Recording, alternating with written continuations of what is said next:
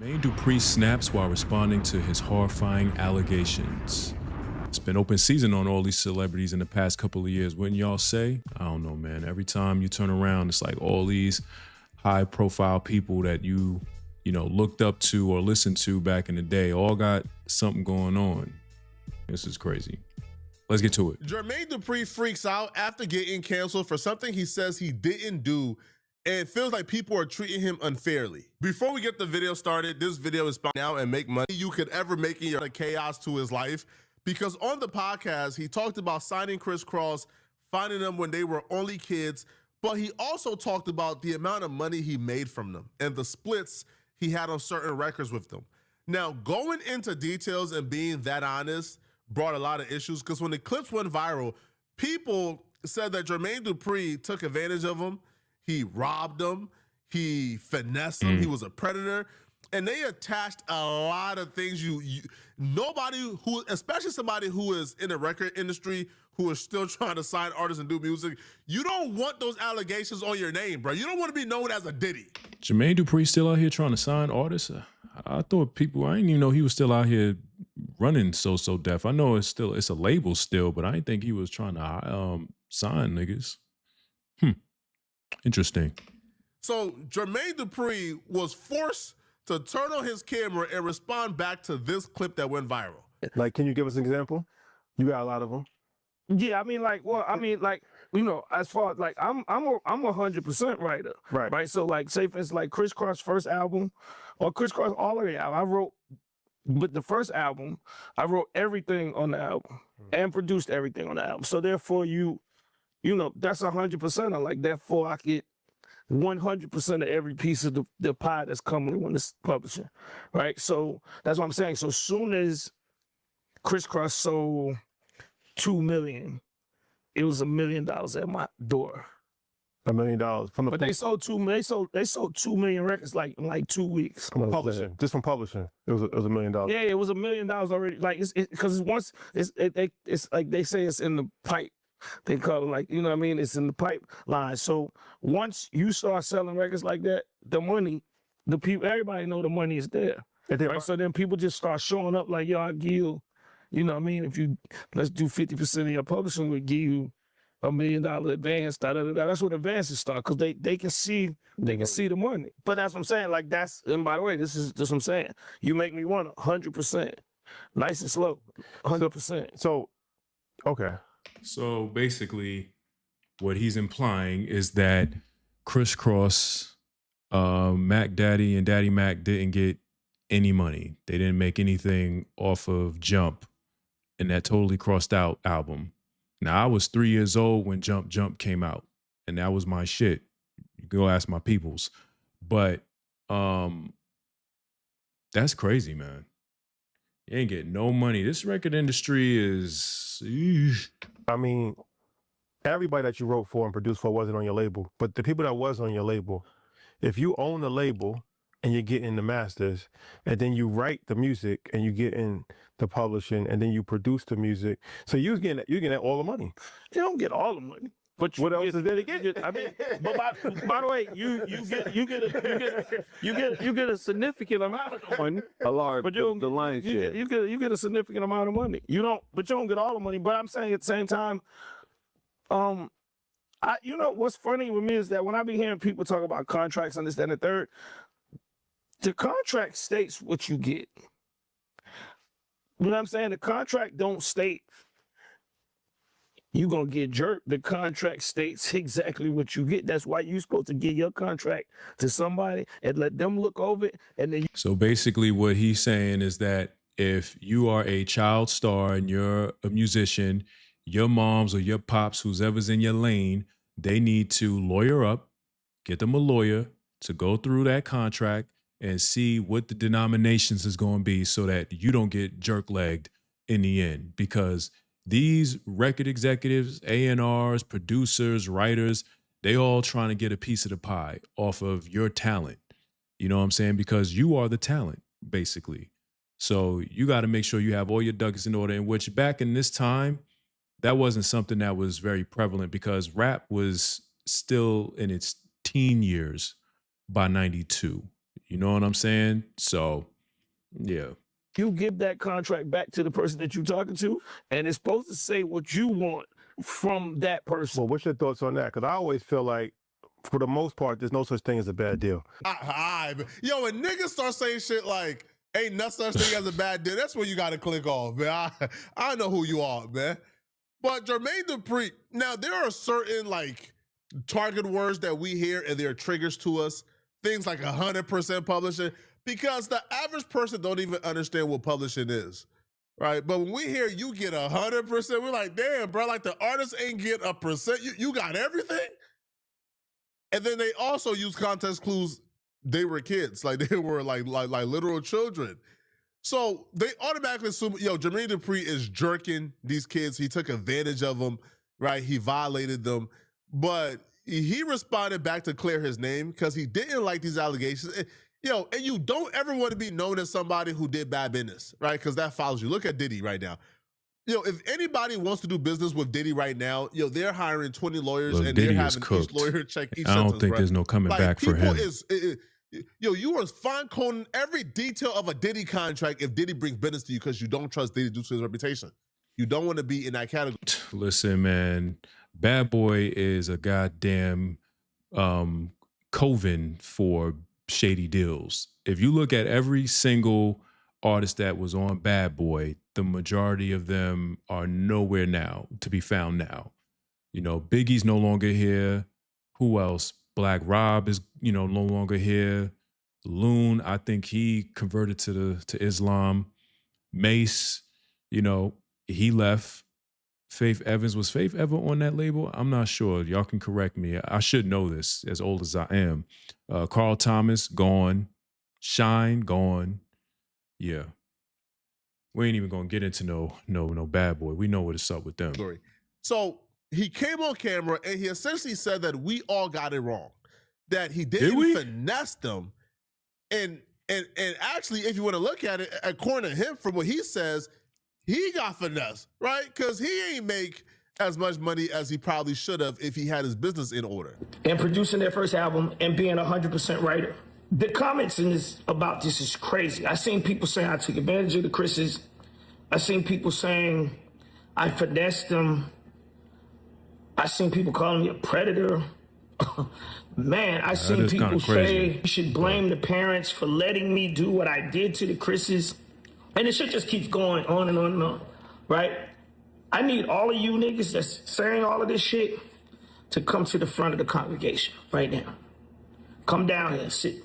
We gonna unpack this right now.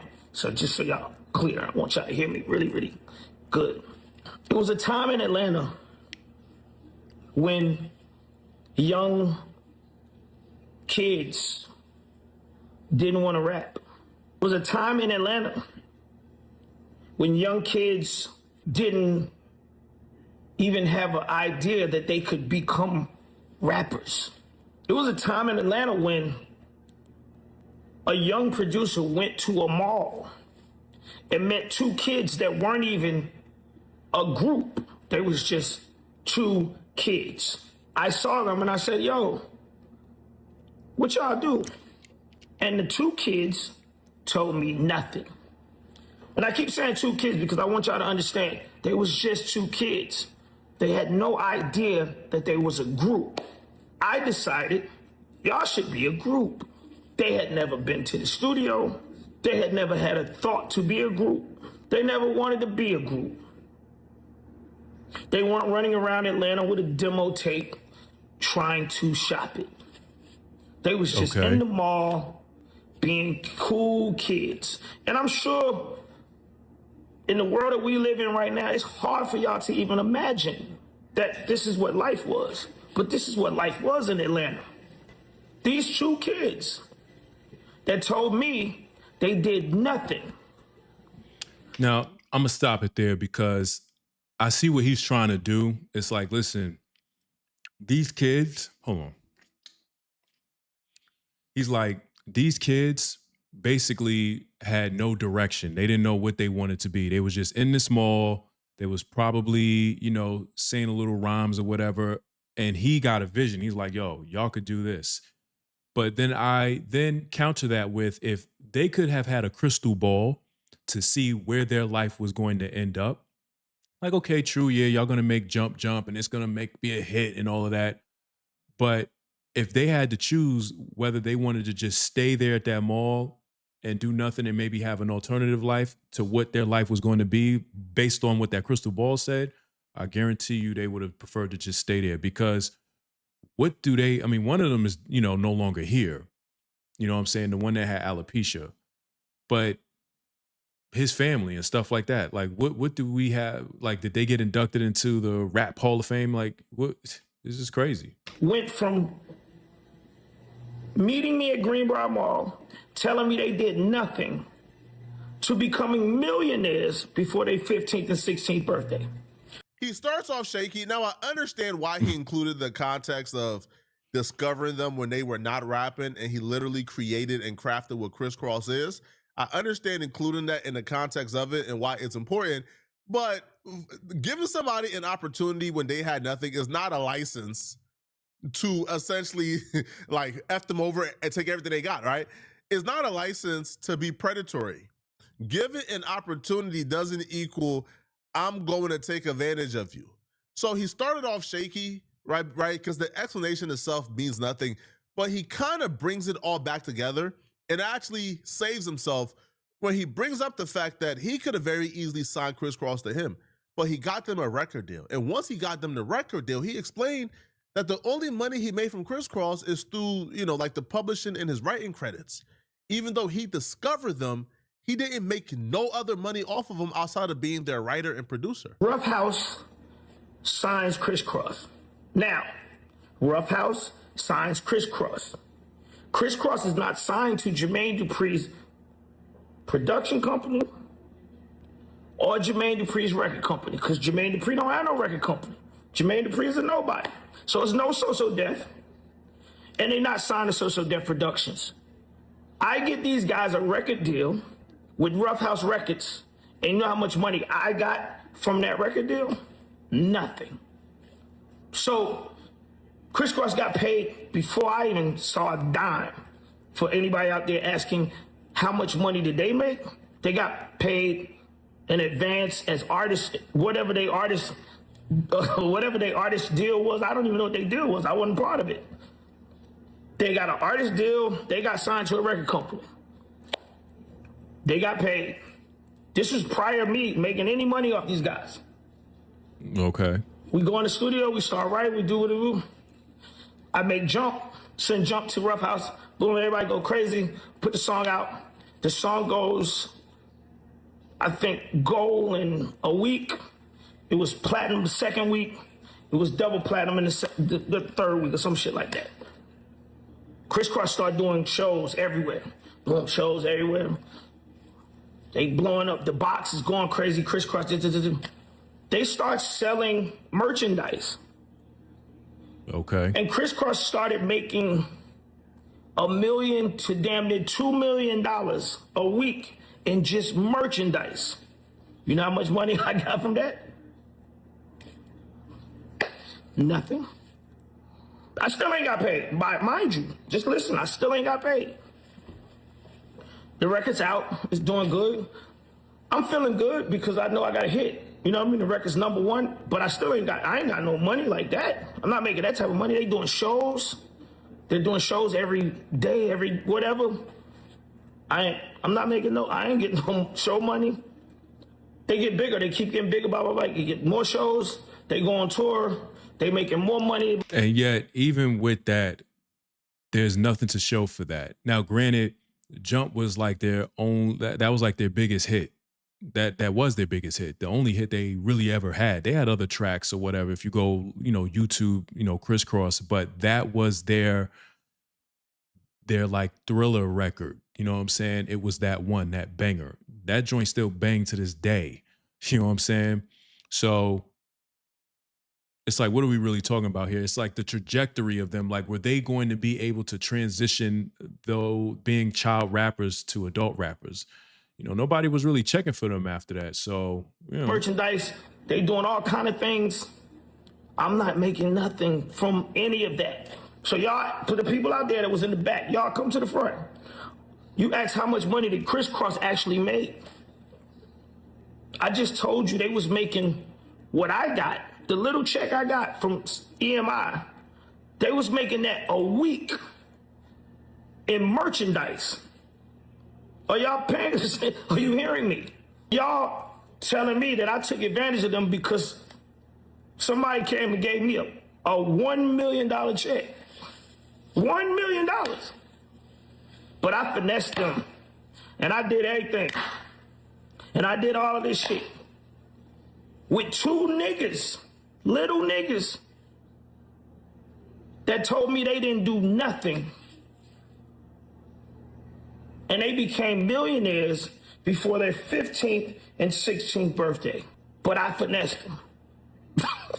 Jermaine Dupri has been in this business for a very long time. Okay. And he has dealt with a good amount of artists, at least a good enough sample size to where we can look at those artists and see his routine business practices. And for the most part, he don't really have allegations of effing people over. He don't really have allegations of stealing. Yeah, I'll give Jermaine Dupri that. He definitely doesn't have those, that reputation. He doesn't have that stain on his reputation. And, kudos to him. You know what I'm saying? That he didn't. And, I want to, believe that he wouldn't do nothing like that, that he's not a snake in that way, like some of these, powerful people in the record industry. But it's like nowadays, man, it's like, yo, you got to take everything with a grain of salt, Robbing people like Diddy and Jay-Z and others. So because he don't have those allegations, you kind of have to give him the benefit of the doubt, right? Because he could have very easily had them signed to him and then had the label sign his label while they're still signed to him, and then he get all the advance money. So he could have very easily. Yeah, he could have. Yeah, that's a good point. He most definitely could have did that. He could have signed them first. If he had already had a label, a LLC, and had a label already on paper, they'd be signed to him.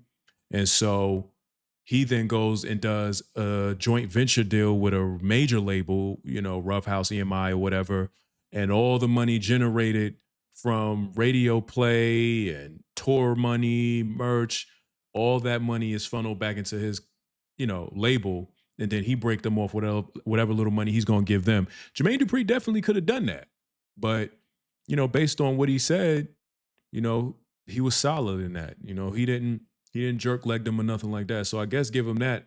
I think it really just ultimately comes down to longevity. You feel me? Just off him saying that they had nothing really going on when he seen them in the mall lets you know, they might get something to spark, but longevity is probably not going to be there. So, it was a moment. Crisscross, jump was a moment, and that's what it was. Nothing more, nothing less. And everything he wanted to do, because when they signed to him, well, when he discovered them, he could have very easily signed them to, bro, these were kids who weren't rappers. He could have done anything. And the fact that, he was charitable enough to kind of have them go ahead and have their own situation with the label and then just help out with the writing and the producing, and they really tap into the 360. I feel like, that's at least fair, right? He's making money off the music he written and produced, and he's not making money off of everything they've ever done. And I feel like that's fair. But y'all let me know in the comment section, what do you got? That was a good video there. We're going to end it there. Yeah, I would say, that was very solid of Jermaine Dupri to, not take advantage of them in that way and just take all their money. He got what he was owed. He wrote Jump. He produced it. So, and they provided the vocals. So, fair is fair. He got his $1 million and he was able to grow that and make more money and start his label So Def. And then he discovered Bow Wow, the Brat, you know what I'm saying? I'm trying to think, Jagged Edge too. Yeah, Jagged Edge. So, yeah, man, that's, kudos to him. It's sad that you got to get on the internet and clear up your name because all of these troll babies and stuff across social media and all over the internet want to throw dirt on your name, and you got to clear your name in this day and age. But y'all let me know what y'all think. Y'all made it this far. I appreciate you. Make sure you chin check that like button, take the subway, and be sure to sound up in the comments till they kick y'all asses out. All that being said, it's your boy Robbie. To the next video. We out of here.